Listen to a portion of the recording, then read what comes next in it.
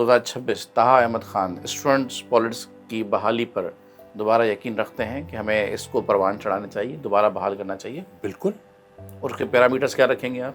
وہی اسی دہائی کے 80-90 کی دہائی کے کے پیرامیٹرز وہی ہونے چاہیے جو میں نے آپ سے بات کی کہ ڈسکشن، ڈیلیبریشن، ڈیبیٹ کے ساتھ ہمیں مل کے طے کرنا ہے کہ کہاں لائنز ڈرا کرنی ہے. Violence is not acceptable at all. ہمیں اپنے بچوں کو اچھی تمیز، تہذیب، سیاسی اقدار سکھانے ہیں تاکہ جب وہ اپنے جامعات سے نکلیں تو ان کو پتہ ہو کہ سیاسی کارکن جو ہے وہ اختلاف رائے بھی کتنے احترام سے کرتا ہے. اختلاف کرتا ہے تو کوئی ذاتی دشمنی نہیں کرتا، آپ کا دوست بھی ہو سکتا ہے لیکن اس کا نظریہ مختلف ہو سکتا ہے.